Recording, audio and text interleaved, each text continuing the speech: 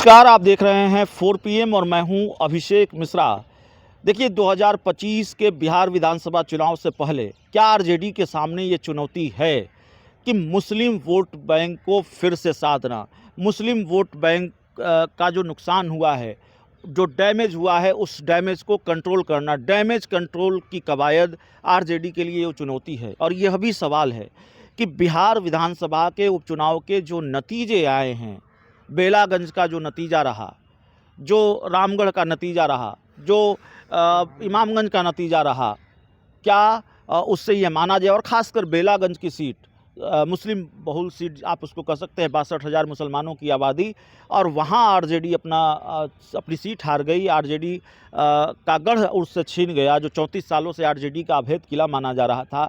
तो क्या इस एक उपचुनाव के नतीजे से ये माना जा सकता है कि आरजेडी के हाथों से मुस्लिम वोट बैंक छिटक गया है, आरजेडी का जो आधार वोट बैंक है एमवाई वो छिटक गया है, और इस मामले में आरजेडी कमज़ोर हुई है?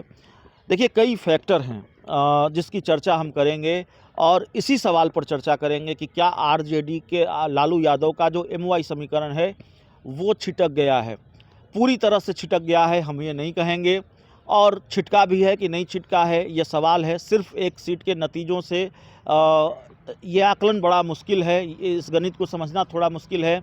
लेकिन बेलागंज में जो फैक्टर रहा वो एंटी इनकम्बेंसी का भी फैक्टर रहा।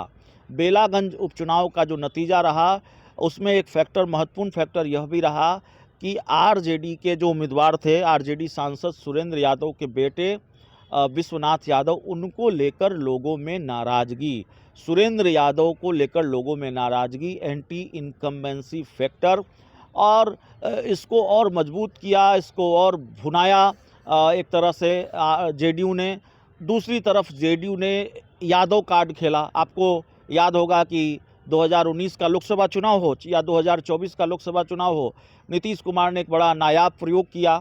जिस सीट पर यादव भूमिहार लड़ते रहे, यादव भूमिहारों के बीच लड़ाई रही या यादव के बीच लड़ाई रही, उस सीट से उन्होंने उम्मीदवार उतार दिया अति पिछड़ा समाज से आने वाले चंद्रेश्वर चंद्रवंशी को 2019 के लोकसभा चुनाव में। और नीतीश कुमार का ये प्रयोग सफल भी रहा 2019 में, बहुत कम वोटों के अंतर से ही, लेकिन चंद्रेश्वर चंद्रवंशी चुनाव जीत गए, सुरेंद्र यादव हार गए। लेकिन 2024 में ये प्रयोग सफल नहीं रहा नीतीश कुमार का, 2024 में चंद्रेश्वर चंद्रवंशी हार गए। लेकिन नीतीश कुमार ने 2024 से सबक लिया और यादव उम्मीदवार के सामने एक यादव उम्मीदवार को उतार दिया। अगर सामने विश्वनाथ यादव थे, सुरेंद्र यादव के बेटे थे, तो दूसरी तरफ मनोरमा देवी थी, यादव समाज से आने वाली मनोरमा देवी को उन्होंने उम्मीदवार बनाया।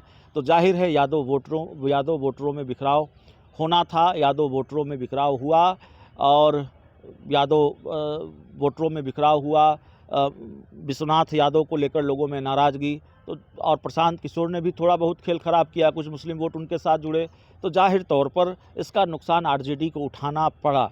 लेकिन यह भी समझना ज़रूरी हो जाता है कि कितनी बड़ी चुनौती है। क्या वाकई आरजेडी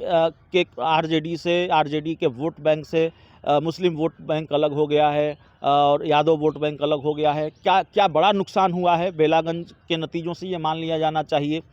तो देखिए आने वाले दिनों में तस्वीर और साफ़ होगी। बहुत बड़ा नुकसान हुआ है, न ये तो हमारी समझ कहती है, न राजनीति के जानकारों की राय है कोई बहुत बड़ा नुकसान हो गया है या वाकई आरजेडी के खाते से मुस्लिम यादव वोट बैंक छिटक गए हैं, ये बात भी नहीं कही जा सकती।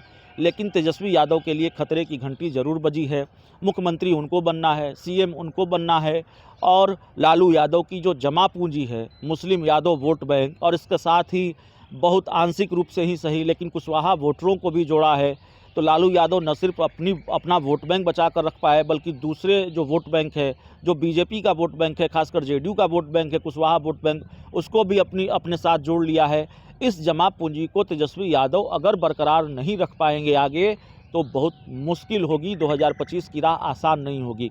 तो तेजस्वी यादव की जो कार्यकर्ता संवाद यात्रा है, उसमें पूरी कोशिश होगी कि जो नाराज़गी है कुछ खास वर्गों में, या जो मुस्लिम vote bank, Yadav vote bank हटने का खतरा है, छिटकने का खतरा है, उसको दूर किया जा सके, इस डैमेज को कंट्रोल किया जा सके। पूरी यात्रा के दौरान तेजस्वी यादव की ये कोशिश होगी। नौकरी का मुद्दा एक बड़ा मुद्दा है, इसको अपनी यात्रा के दौरान भी तेजस्वी यादव भुनाने की कोशिश करेंगे और कई उम्मीदवारों, कई मौजूदा विधायकों के टिकट काटे जा सकते हैं, कई मौजूदा विधायक बेटिकट हो सकते हैं और जिताऊ उम्मीदवारों की तलाश होगी। जिताऊ उम्मीदवारों की तलाश भी अपनी यात्रा के दौरान तेजस्वी यादव करेंगे। तो ये मान लिया जाना चाहिए कि तेजस्वी यादव अगर यात्रा पर निकले हैं तो जाहिर तौर पर बेलागंज के उपचुनाव का या बिहार उपचुनाव का जो नुकसान आरजेडी को हुआ है वो आगे न हो, ये सुनिश्चित करने की भी कवायद होगी। संगठन को इस तरीके से सुदृढ़ करने की कवायद होगी। वोटरों और कार्यकर्ताओं में अगर कोई नाराज़गी है, इसको दूर करने की कोशिश करेंगे और कम से कम आधार वोट बैंक वो जुड़ा रहे, वो न छिटके। इसको लेकर कोई बड़ा डैमेज कंट्रोल होगा, इसको लेकर कोई बड़ी कवायद तेजस्वी यादव करने की कोशिश करेंगे। लालू तेजस्वी इसी काम में लगे हुए हैं और आरजेडी के नेताओं को, कार्यकर्ताओं को यही टास्क दिया गया है। बहुत बहुत धन्यवाद।